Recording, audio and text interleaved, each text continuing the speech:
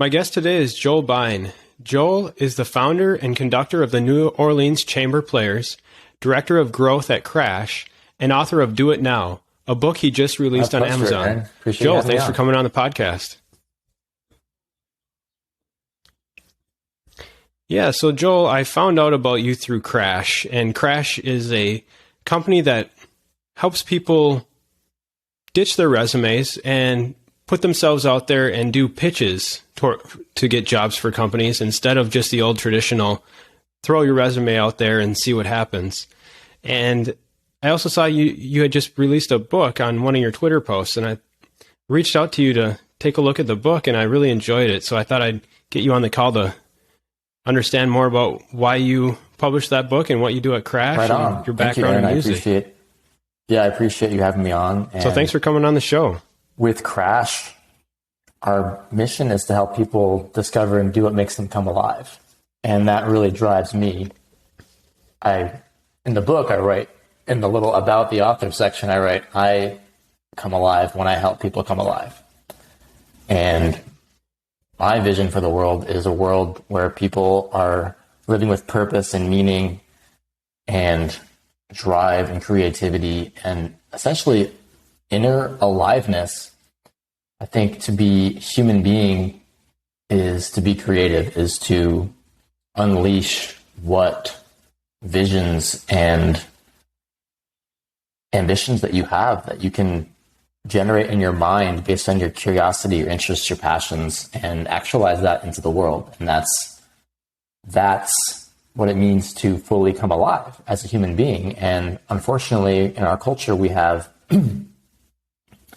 essentially a high percentage, if not close to 100% of us, are going through these sort of systems of school that teach us to conform and obey and not to be creative or curious. And it sort of conditions us out of those natural born qualities. And I've been really fired up about that ever since I was probably 19 years old and kind of started tinkering with my philosophy of education and questioning the nature of education in our culture. And so that's been the seed that's driven me to pursue the work that I'm doing right now with Crash. And specifically, we're helping people unleash that creative power to stand out and prove their value to companies, prove their value for opportunities in order to find that work that's aligned and fulfilling, rather than rely on these institutions, rely on this waiting for permission mindset of, look, I got a degree, look, I have a resume, look what I've done on these bullet points on my resume. That's relying on basically this conveyor belt of going through school and following the rules and following directions, which is like the mold of the culture, you might say. And so we're seeking to help people break the mold and to get in touch with what it is that you desire and want. And to say, hey, you want to go work for this entrepreneur? Then go pitch them, go create something just for them that's potentially highly valuable based on, you could create, for example, a marketing plan for an author. If somebody wants to pitch me on making a marketing plan for promoting my book, then I'll be curious to hear that. And I'd be feeling elated and thrilled because you reached out to me specifically and said, hey, Joel, I love your book, and I would love to help you promote this. And I'm not actually asking for that right now. I just kind of popped into my head. Like, the point is, like, whatever you want to do, go create something specific and go deep rather than wide, and make that person or that company feel special. And you can then create these win-win opportunities professionally. So that's what drives me for my work with Crash. And I write the Daily Job Hunt newsletter, which is a daily email with sort of short bursts of motivation and advice on this. And then for the book, Do It Now, that's sort of like a pinnacle of what I've been preaching in the past few minutes, which is creative action. And I sort of got my spark for creativity going when I started blogging back in 2016. And I did a 30-day blogging challenge and really started flexing this creativity and the shipping muscle. Shipping meaning the act of completion of the creative process, finishing a blog post, putting it out into the world. And so I did a 30-day blogging challenge to publish a post every single day. And that really activated my creative muscle. And since then, I've blogged over 500 times. And this book is just a little 30-page, it's almost like 30 little blog posts. And the essential theme of it is driving home this point of having a bias for completion, having a bias for action, even if it's not perfect. And say, hey, I finished this. Hey, look, world, I made this. So that's an overview of it.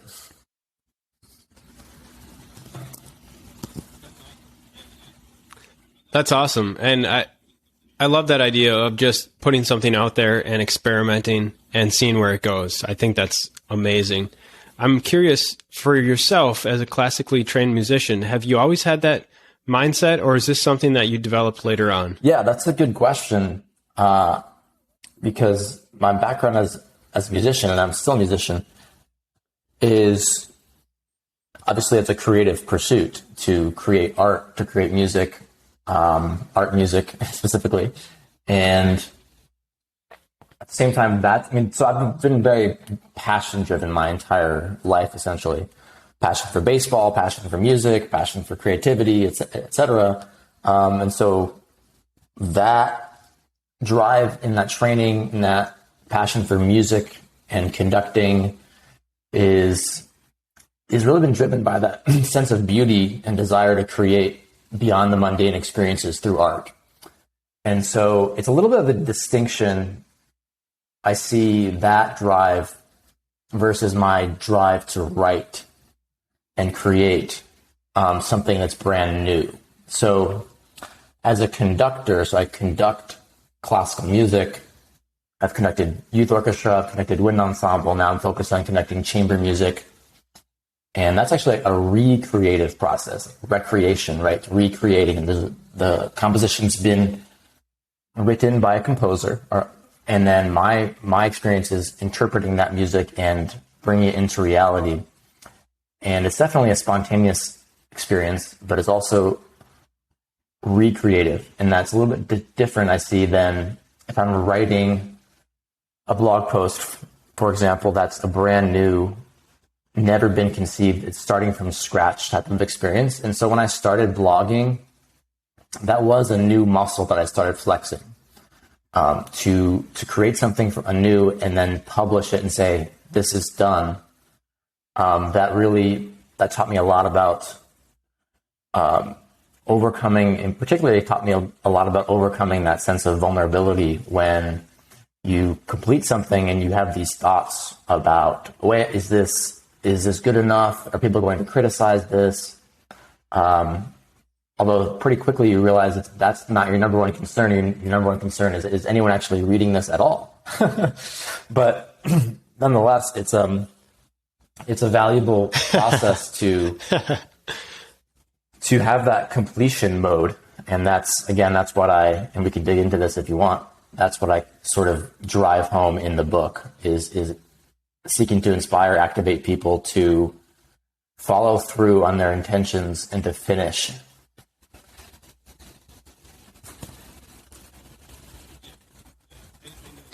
Yeah. I noticed that. I mean, a lot of your book is focused on ways to implement more creativity, ways to implement getting things done, getting things shipped, getting things finished. It's also gives insight into your personal philosophy of education and learning. And I'm very curious about your musical background because I've never met a conductor before. So I want to know more about what that is and how does that translate? I imagine you probably play a lot of different instruments. You probably had to have extreme amount of practice on instruments and conducting. And how does that translate, if at all, into, say, blogging or marketing or writing the daily job hunt emails? Is there a connection there, or am I reaching? I love the question. I've never stopped to fully contemplate that.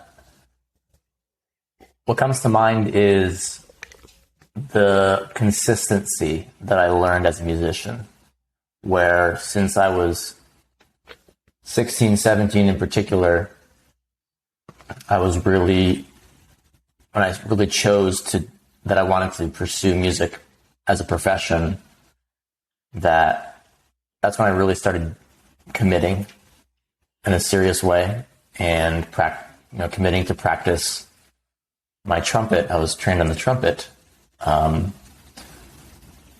every single day, practice for multiple hours every single day, and then going into my training, my undergraduate degree, and that was just complete immersion and focus on learning an instrument and having private lessons every week and preparing to perform and committing to developing your technique. I mean, it was the water in which I was swimming. To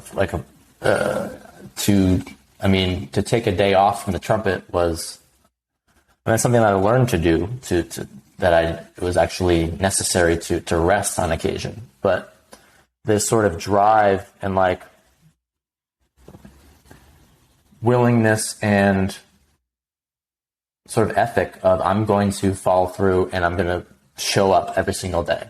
And I also learned that, I think, growing up with playing sports and having this mindset of I'm going to be the type of person that learns from the coaches and integrates what they're teaching and then go apply it rather than just let it fall by the wayside. I'm going to go and follow through and shoot 200 basketball shots a day, that type of a mentality. And so that's the link, I would say, is this willingness to show up. People say 90% of success is showing up, and I think it's true. To show up every single day and commit and create and make creativity a habit. And one of the people I dedicate the book to is Twyla Tharp, who wrote the book The Creative Habit, and she was a choreographer in New York City, and her book talks about every single morning she'd wake up at 5 a.m. and she'd hop in a cab and she'd go to the gym and she'd start her morning routine. And there was no negotiating whether she was going to do that. It was just, I create every single day. I have this routine. She'd go to the gym, then she'd go to the studio and start her work. And so she talks a lot about that type of consistency in this sort of type A way of making creativity a habit. And so that's when I started blogging, that really started, I started dialing that in with the daily blogging.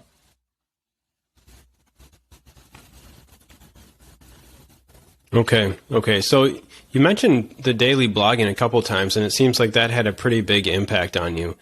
At what point did you turn your daily blogging practice into basically something where you're getting paid for what you're doing now at the Daily Job Hunt, where you're writing these awesome daily emails that are very, I subscribe to it. It's really good. It's very motivational. It's punchy. It's to the point. There's no fluff, which I appreciate. Where did you learn these marketing skills, this ability to write like that? And how did you get involved with Crash? Yeah, well, I appreciate the kind words. And that means a lot to hear you say that it's not fluffy, because that's what I really strive for is impact and no extraneous words. I never sought to be a professional daily writer or whatever you want to call me. It wasn't a specific vision that I had. The vision that I had was to follow through on an emerging purpose and passion to help people discover and do what makes them come alive. After I found Isaac's first company, Praxis. So Isaac Morehouse was the founder of Crash, and his first company is Praxis. DiscoverPraxis.com, which is a 1-year apprenticeship program for young people, and 6 months of a professional boot camp, 6 months of an apprenticeship with a startup, and it's helping young people launch their careers without needing a degree. And the Daily Job Hunting Crash is all an outgrowth of Praxis itself. And so when I first came across Praxis and Isaac's work and this mentality of essentially criticize by creating, criticize these systems. I mentioned these systems earlier of these schooling systems having this hindrance, and as a way to counteract that, let's create through entrepreneurship. Let's create new options. And so instead of you need to get a college degree, hey, you can build your own portfolio and learn this pitching mindset, and you can prove your value to companies. And that can become a business, that can become a new option in the market, and people can start moving towards that. And then these systems become more and more obsolete. So that was what was firing me up, and inspired me up the whole time, is the potential to have impact on a large scale so that people can be freed of these more compulsory systems. And so that's what was driving me. The underlying why has been the fuel behind everything. And so the blogging was like, Isaac and his co-founder TK at the time were talking a lot on his podcast about the power of daily blogging, and that it's a transformational process. And that's how Praxis started itself, actually, as Isaac started blogging, and he learned this mentality of doing one thing every single day. And then he started building Praxis, and he said, I'm going to do one thing every single day to move Praxis forward. And that's how the company was birthed.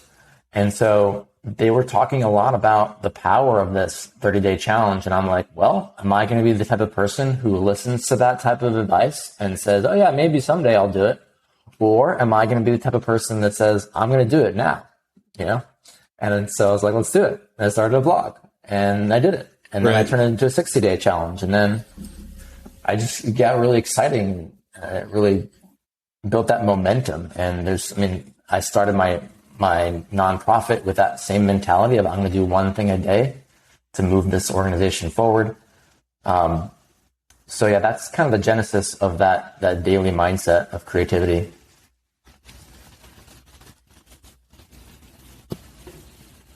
Yeah. Have you always taken a self-directed approach to learning? So, or is this something new that you've learned later on? I see that as my willingness and desire and perseverance to maintain connection to my authentic self. So when I was growing up, going through public school, for like middle school, high school, I kind of lost my flame in many ways, where I was going through the motions. I'd get like A-, B+, that kind of thing. I was like a quote unquote good student, but it wasn't based on my curiosity. It was based on doing what I was told to do. And I didn't really have a lot of life in me. I didn't read books except for the ones they assigned me. I didn't have a lot of intrinsic motivation. I did have some with my music and my sports, but in terms of learning in general, I really wasn't. That flame kind of almost went out. And I was fortunate that I just kept this connection to myself, and I've had this, I'm grounded more in as an introvert, and so this desire to stay connected to myself and be introspective and not lose myself has been the I think the seed of all of this self-directed learning that ended up sprouting. So as I started becoming an adult and learning more and seeking out information, trying to question the culture, starting to read blogs and listen to podcasts, and so just started asking questions, following my curiosity, and it just has snowballed ever since then. But it's not something I necessarily always did growing up. But I think the key there is everyone has curiosity is what we're born with as humans. And so you always have the capacity to engage that curiosity, even if that's started to dwindle for you. Yeah. What about through music? Was that self-directed, or was that something that was foisted upon you? It was not either of those options. I mean, it was something that my mom's side of the family is very musical. My grandfather was a church organist, and he loved going to the symphony. My aunt was singing professionally, and she married a professional horn player. And that was just growing up what I had. I was fortunate that was something that was available to me, and I always liked it. I remember being my first music lesson ever when I was 6 years old for piano lessons, and I was like, "Oh, this is cool." And it was never something that I felt like was forced onto me, which is unfortunately what happens to many kids with music. At the same time, it wasn't organically self-directed. It wasn't like I was in an unschooling, self-directed environment where my curiosity was consistently nourished and my autonomy was respected to go choose what I wanted to learn. I was going through these standard public school experience, and I didn't have that self-directed mindset cultivated. So with music, I was in music in school, and I was taking lessons outside of school, and there was more of a voluntary experience with it because I was engaging with it outside of school, and I was choosing. That was one of the few choices you have in school is which art form you want to dive into.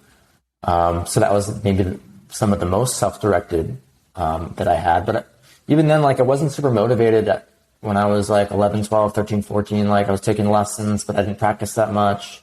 And I was pretty good at it. And then as I grew up, I don't know, I had an experience. My girlfriend broke up with me in high school, and then I was devastated. And then and then I performed in this symphony concert, and I poured all my emotion into the symphony. And then I was like, oh, I want to do this. I had this transcendent experience and just overcome with goosebumps. And that's when I was like, I need this in my life, because it really came from an emotional place of I need to express my emotions through this form, through this medium.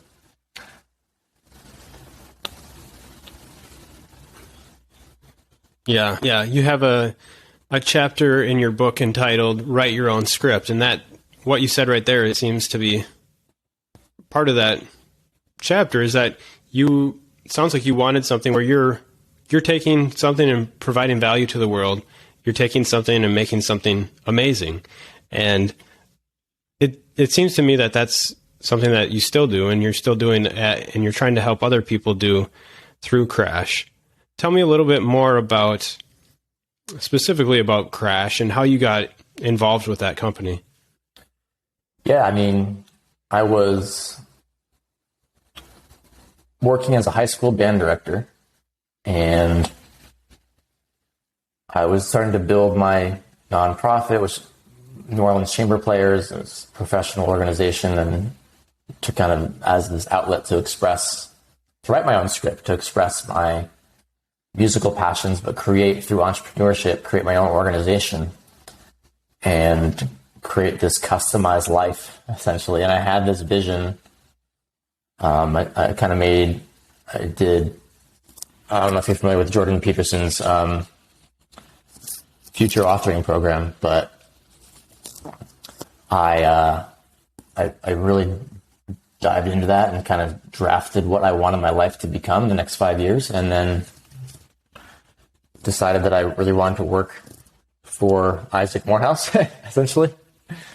And as a high school band, I was working as a high school band director, but I was seeking to get out of that environment. And when Isaac started building Crash, I saw that as an opportunity to really make a transition. And I wasn't necessarily ready to go pitch him. I was just looking to get into the startup world. And so I started hopping on Crash as a user onto the video pitch platform and started pitching companies back in 2020 for sales roles at startups. And then the world sort of imploded in spring 2020, and a lot of companies started freezing their hiring.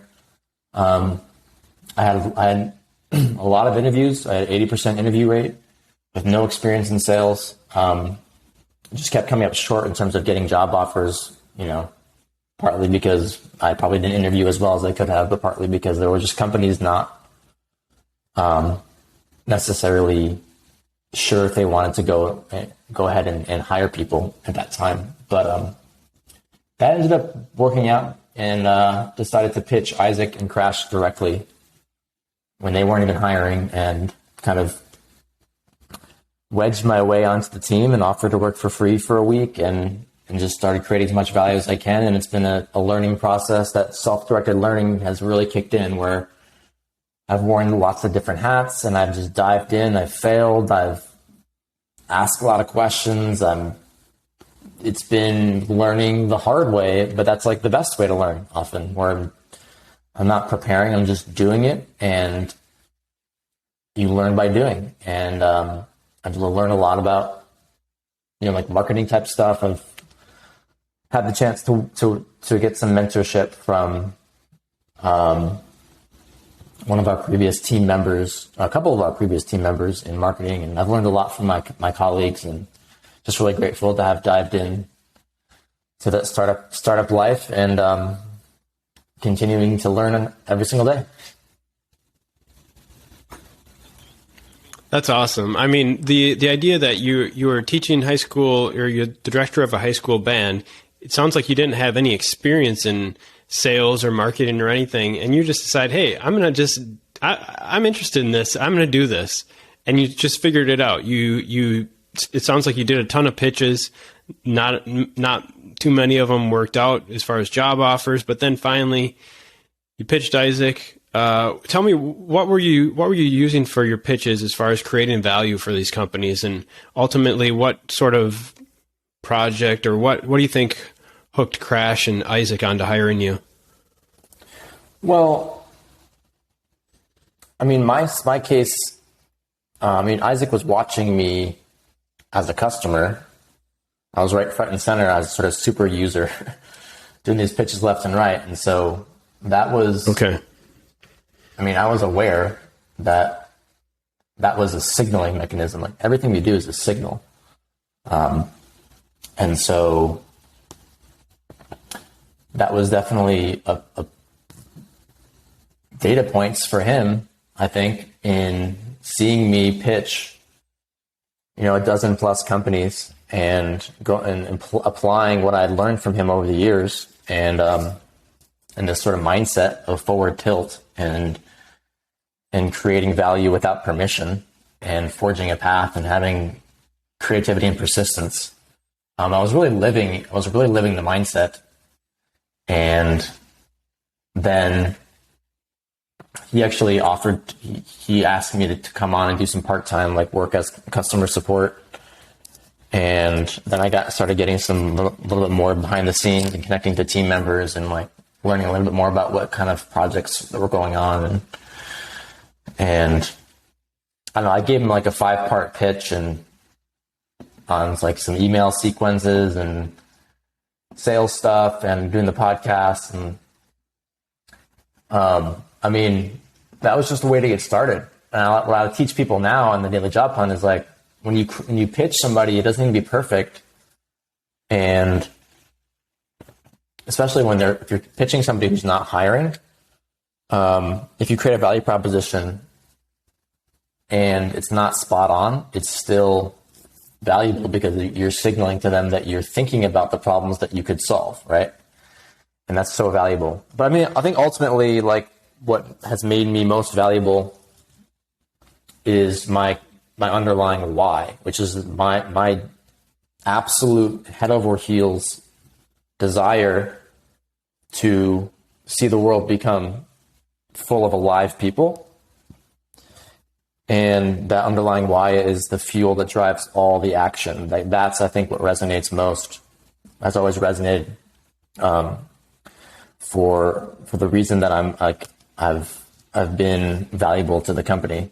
That's been the number one.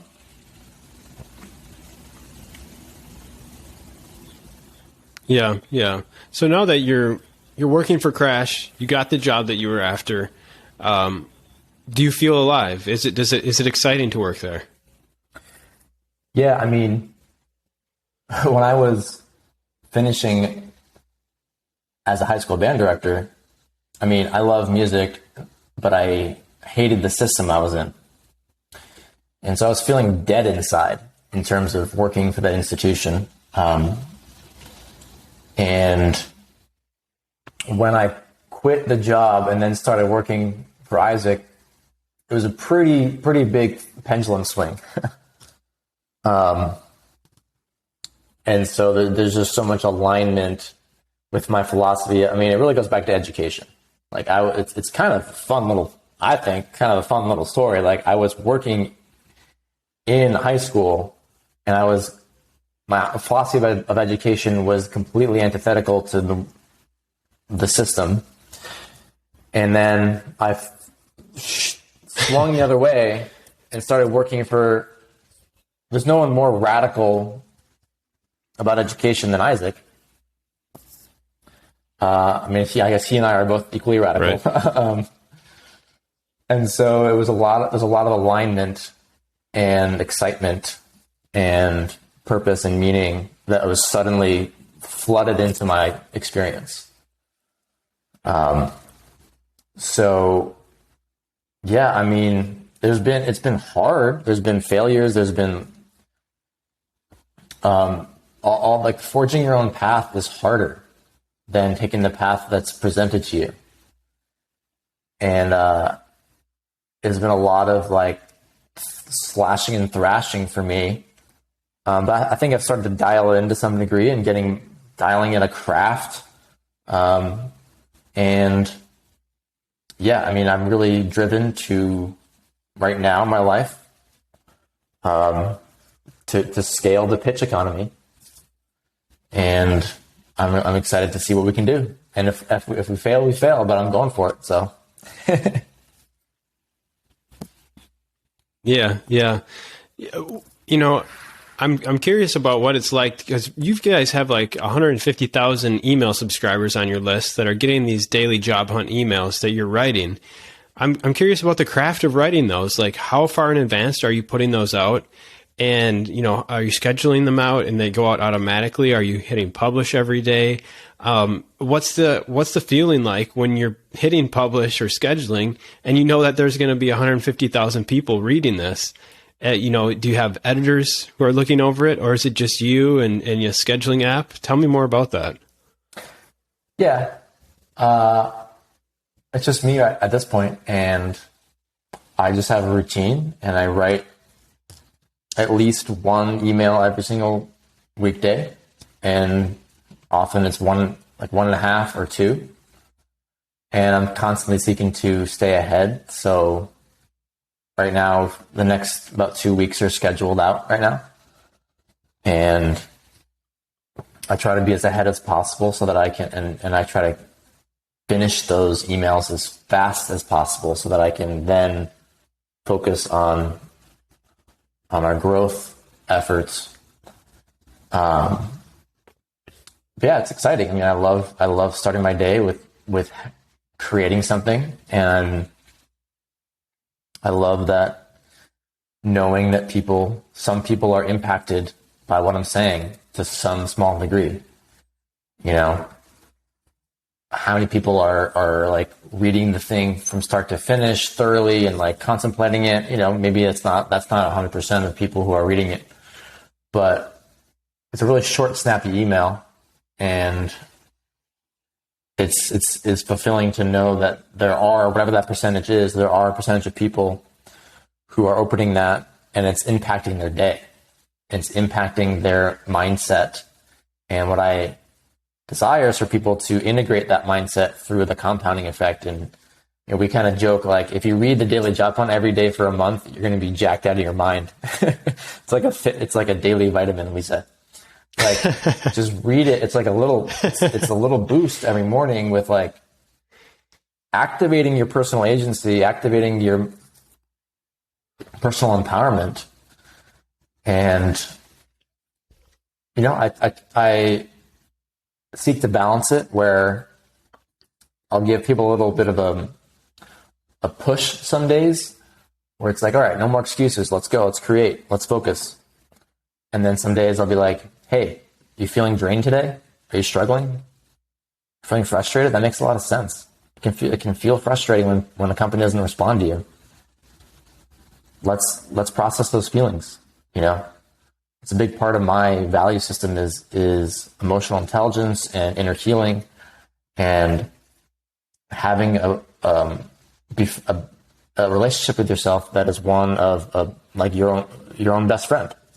How can you take care of yourself and treat yourself with nourishment? And so that's a big piece of the daily job plan is, hey, let's have empathy and compassion for ourselves. And then with that foundation, we can become unstoppable. Now let's go follow our curiosity. Let's go create. Let's go empower ourselves. So I seek to have that integrated approach of sort of, for lack of a better phrase, like masculine, feminine, sort of both sides of energy, that energy of like, we're going to have a little bit of like more punchy directness, and then sometimes some more nurturing energy.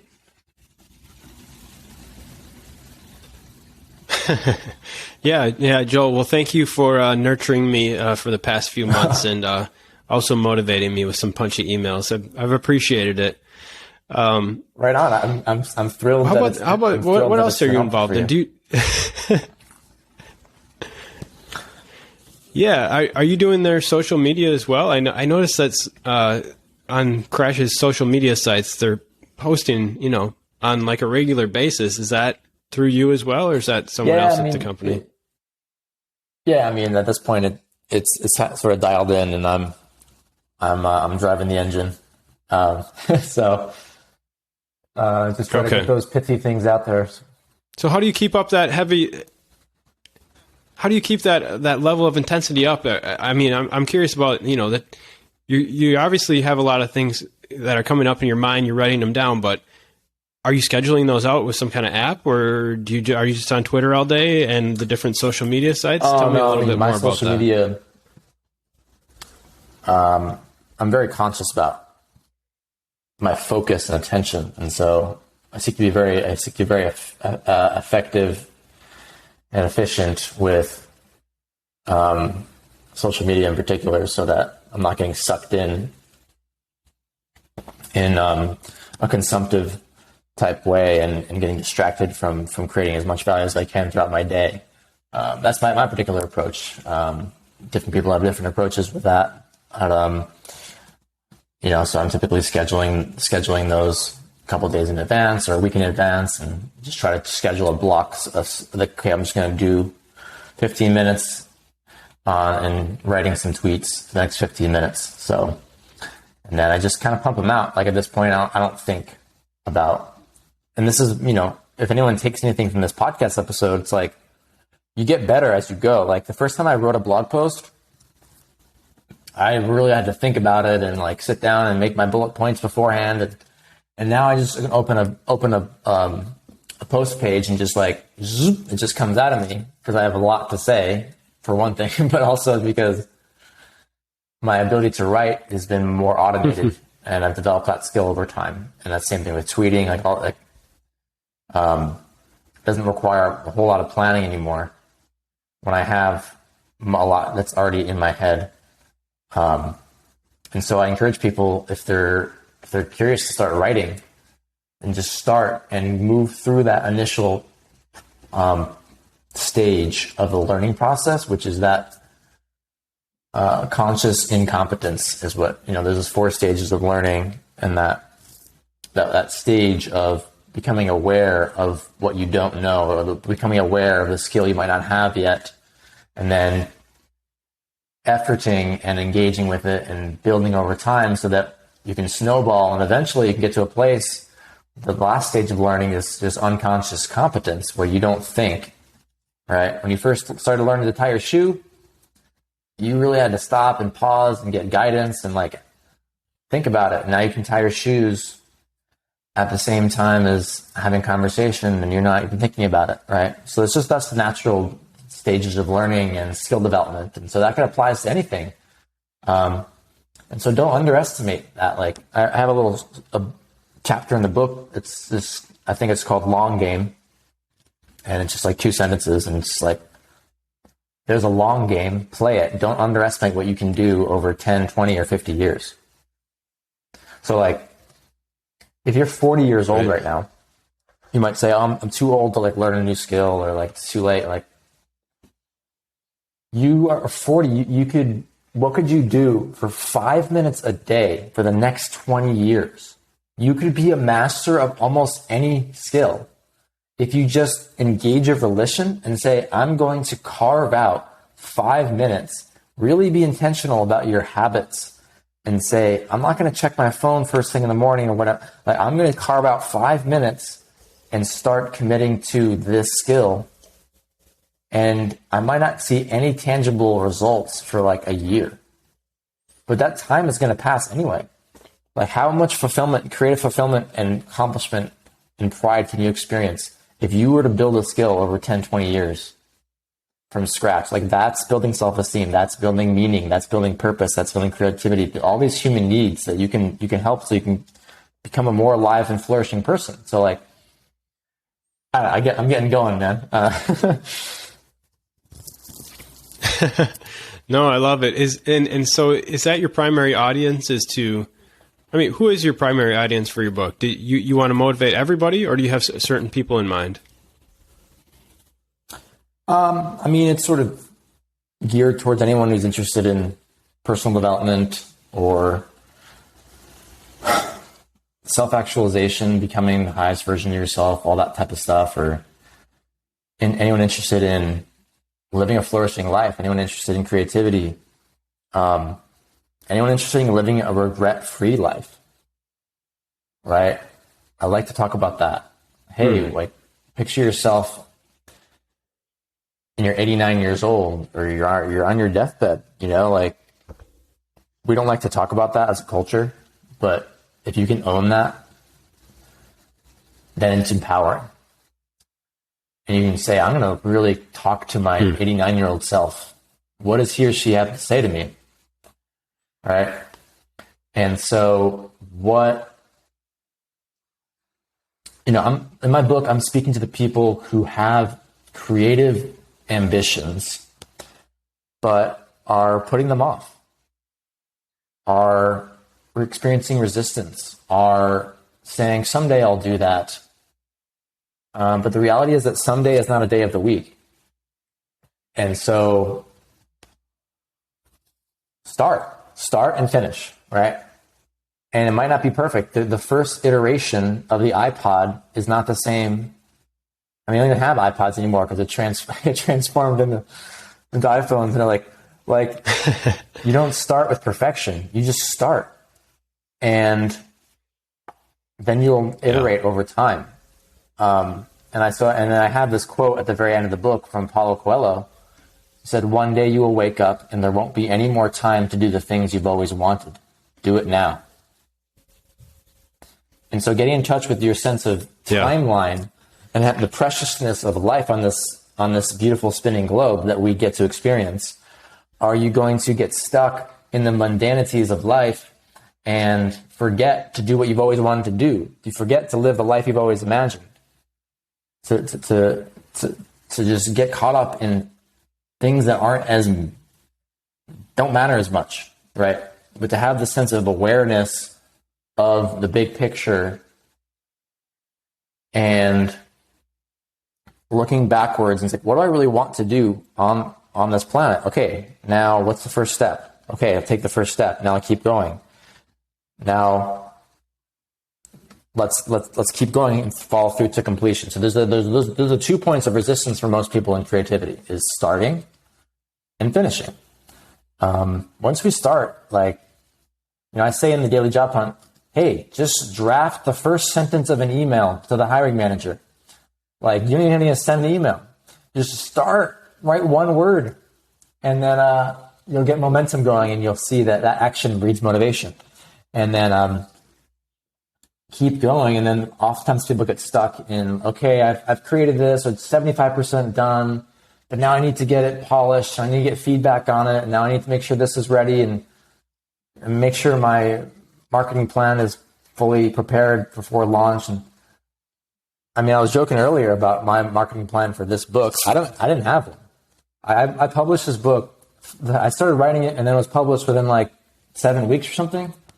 I tried to make it as quick as possible, and I was trying to just walk the walk and like make it a meta experience for myself. Like, I'm not going to get stuck. I designed the book cover myself. It's really basic, and then I was like, yeah, that's good enough. Like, I don't think it's amazing. I mean, but it was kind of a fun little game for me. Like, I'm going to create my first book, and I'm not going to let these details stop me from finishing it.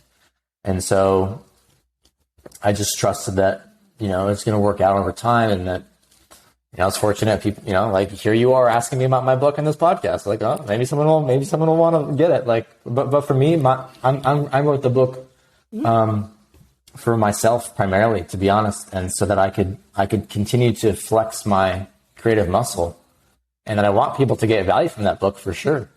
But it's more like, I think if you actually let yourself be more self-interested and say, I'm going to write even if I'm going to create even if people don't like it. I'm going to create even if no one even cares. Like, create because you want to become a more creative person, Yeah.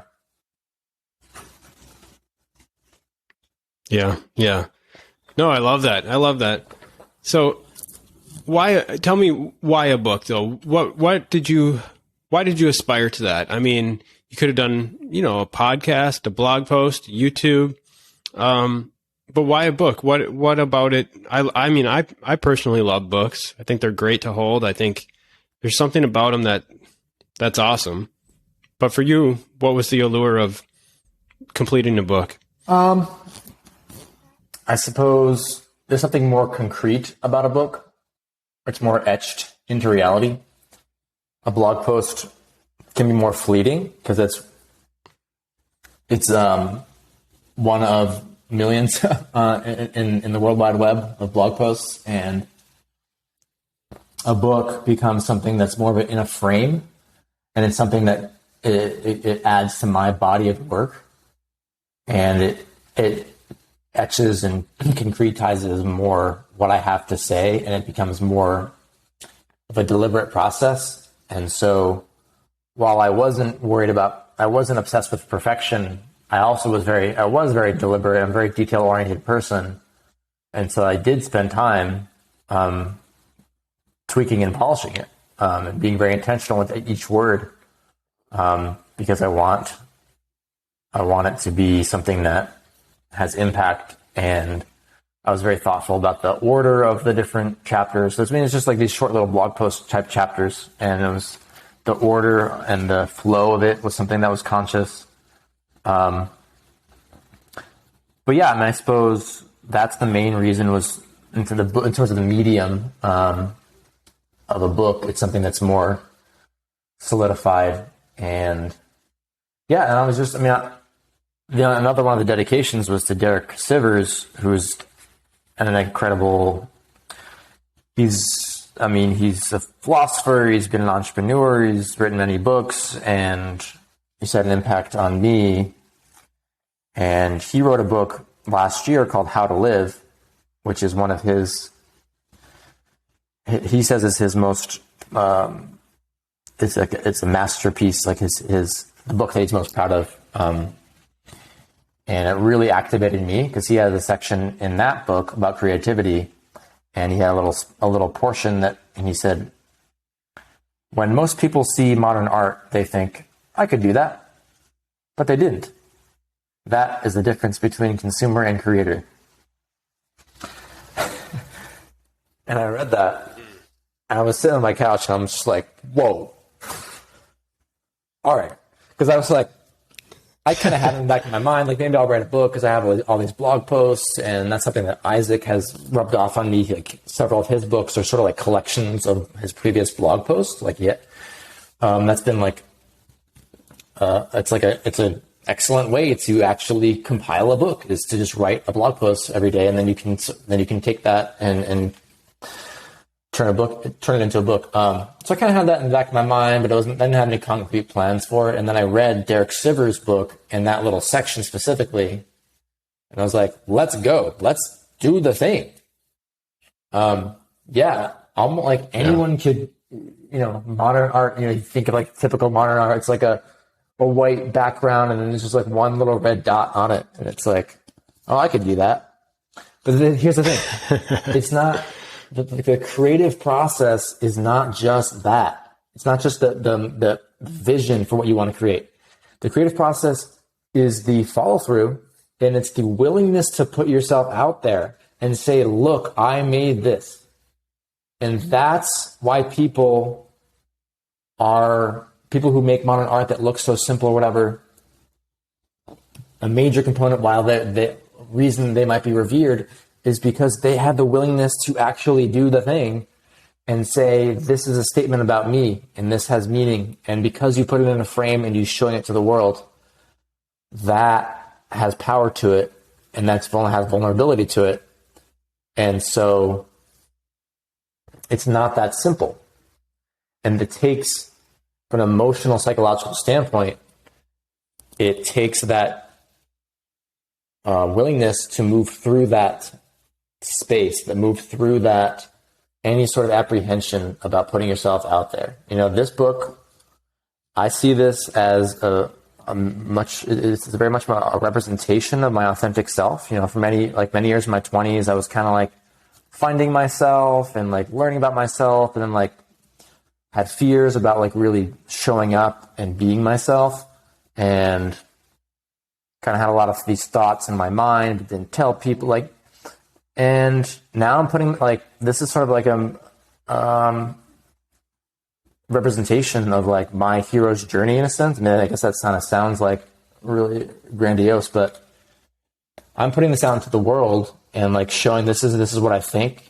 These are my philosophies, etc. And it's like a statement about who I am. So anyway, I guess that's a long-winded answer, but.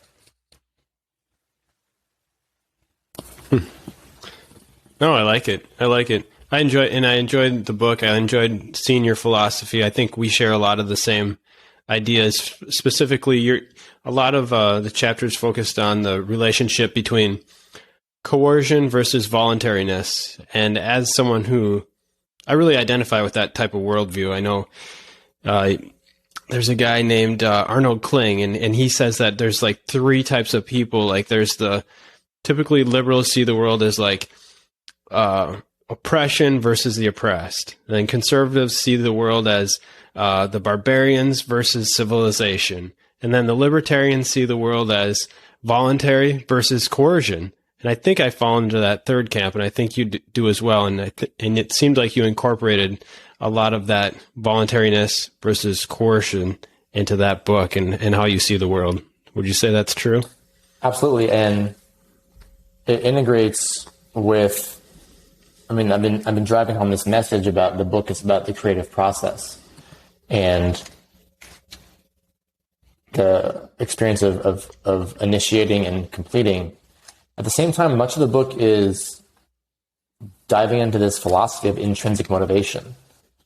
And I have a section in there about school versus education. I say like school is compulsory, education is voluntary. School is about work, education is about play. School is making you do things, education is doing things you choose. And I have a section in there about, it's titled A New Definition of Discipline, and I kind of riff on that.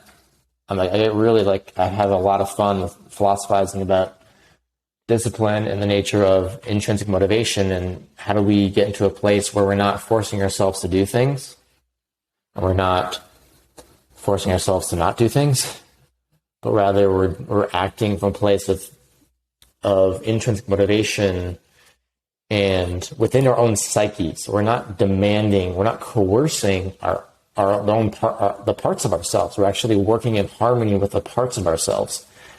And how do we get into that playful mode, that self-directed mode? And so oftentimes, a reason people don't initiate the creative process is because there's a mismatch of motivation, and there could be a block and a sort of demand-oriented, coercive-oriented experience within one's own psyche of trying to force themselves to do something, and then they lose motivation. They don't sustain the motivation. And so I just love the psychology of this stuff, and how do we get into a place where we are operating from joy and self-empathy and motivation, inner motivation, so that choosing to do the project that might be challenging is not a sacrifice, right? It's like, I'd rather do this hard creative thing than go watch Netflix. Not that either activity is morally superior. It's rather one activity will have certain consequences, certain results. It's just cause and effect. You're more likely to develop, not necessarily, but I'd say you're more likely to develop a sense of meaning and accomplishment in life and fulfillment if you pursue hard activities that you value, that are like longer form projects that have substance to them based on your interests. Creating rather than consuming. But that's harder. It takes more effort. It takes more effort to get to that flow state, etc. But if you can get at that from a place of, I would rather have the benefits of that than the short-term entertainment, letting go of the moralization of it and just like seeing everything as a game, seeing everything as cost benefit, and then you can cultivate that intrinsic motivation so that you can follow through on the creative process. Yeah.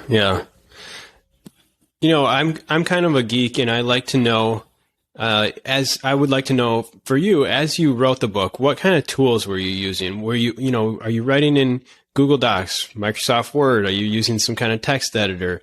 And what was the process of, the technical stuff about revising it, and how did you publish it? Did you just upload a document to Amazon or CreateSpace or KDP? I'd like to geek out for a few minutes if you don't mind, and share a little bit with me about how you created the book. Yeah. My intention was to be as frictionless as possible. And like I said, not an emphasis on preparation and marketing plan and getting all my ducks in a row. And I did kind of like I was going through Tucker Max has a company, Scribe, that he teaches people how to publish books, and he has some free courses on with giving his thoughts on self-publishing versus traditional publishing. And I was kind of learning a little about that. And then I was like, I just need to start. Here we go. So I just kind of started putting things in a Microsoft Word doc, and at least half of the posts, I think, were half of the chapters were drawn from previous blog posts. Like, I was writing a lot in 2020, really short, punchy blog posts almost every day. And I kind of took that cadence and put it into the book. And some of those chapters are drawn from those blog posts directly, and then I kind of tweaked them a little bit. And then some of the chapters I just wrote, I just had certain topics that I wanted to riff on, and I just wrote them from scratch. And then it was a lot of I wrote most of the words within 2 weeks, and then there was a lot of just playing with the order of things, and then maybe adding, subtracting a couple things here and there.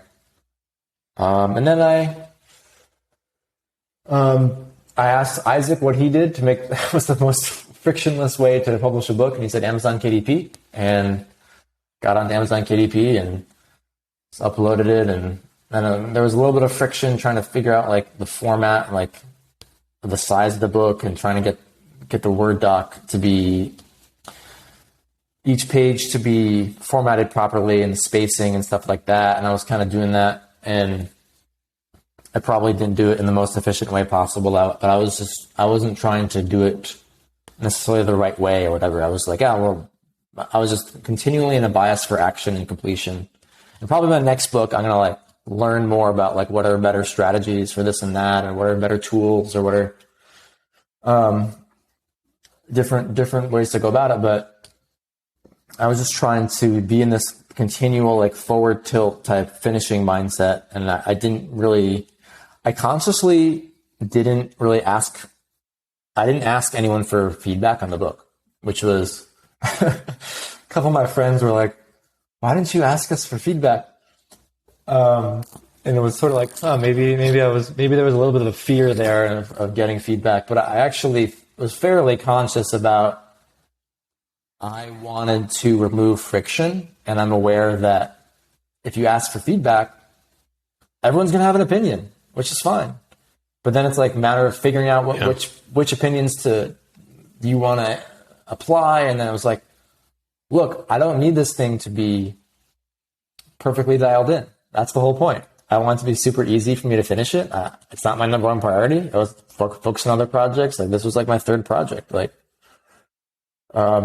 so I didn't really ask for editing help. I got a couple, a couple people like took a look at the book before I actually published it, but I wasn't directly asking for feedback. And then I just did it. And then one day it was on Amazon. Oh, it's done. Congrats. I like that. Appreciate it. Yeah, I think your strategy of not asking for feedback was actually really good. I know I've published a couple of books, and on my first one, I asked for a lot of feedback, and I don't recommend it. I mean, I've read a few articles, one by Thomas Sowell, who's a great writer, and another by Nassim Taleb on their writing, and they say the same thing. Editors are often the worst. They don't always understand what you're trying to get at. I suppose if you had someone you were really simpatico with, that might work out. But I say just put it out there. You can get reviews after the fact on Amazon, anyways. Yeah, that was my intention. Was just get congrats it out there. on that. We had a couple of friends. They're like, "Oh, I didn't realize it was already like you published it." Like, it's like, yeah. But that's kind of like the fun of it all. You know, I've tried to have a playful, fun mindset about it. And, you know, people I think have a conception that a book has to be a major, serious project, right? And in a sense, it is, right? Because, like I said earlier, there's concreteness to it. It's in a frame. But that's just a belief that we have as culture, basically, of like a book is super serious. Like, why is that the case? Doesn't need to be. So, you know, one of the themes of the book I said is like, there's no rules to life. Everything's a game. So, like, do whatever you want. You know, you want to publish a book without anyone proofreading it? You do whatever you want.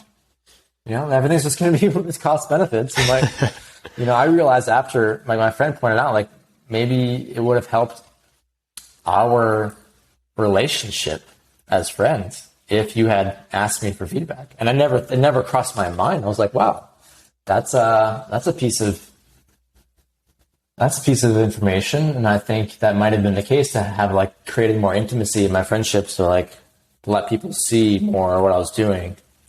But it wasn't. That's just a cost benefit. Everything's just cause and effect. Okay, if I would have maybe had more visibility from my friend, but then they would have given me their feedback, and then I would have been faced with choosing whether or not I was going to integrate their feedback, and I didn't want to deal with that. So anyway, do what you want to do, y'all. Do what you want to do. Yeah. I like it. Well, Joel, we're coming towards the end of the conversation here. Is there anything that haven't covered that you wanted to get out there? I think we covered quite a bit, and I appreciate you having me on. I think the book is, it's going to take you can probably read it in one sitting, and super short. And I would just sort of drive home the theme that be in touch with your bliss and be in touch with what makes you come alive, be in touch with your curiosities, your daydreams, allow yourself to daydream, and then really dream big and allow yourself to permission to really feel what it is you want. What it is you want to create. And then ask yourself, what's the next step? Right? Desire and do. It's that sort of yin yang. Desire, nothing happens unless first you desire it, and nothing happens unless you do it. Right? So to both sides of that coin. And then, of course, doing it and completing it and saying, "Hey, it's done. Look at it, world." Right? So I appreciate you having me on. I appreciate all the listeners choosing to invest an hour of their time listening to me speak. And you can find the book "Do It Now." It's called "Do It Now," subtitle "A Finished Book." And there's a couple other books that are called "Do It Now," which I didn't know. Of course, I didn't know that until afterwards. So make sure you get the subtitle in there, "A Finished Book." Well, I'll tell you what, I'll put it in the show notes, so anyone listening on YouTube will be able to click the description and find the book, or if you're listening on a podcatcher, you'll be able to get that link by opening in the notes. Joel, it's great talking with you. Thanks for coming on the show. My pleasure, Aaron. I really appreciate you having me on.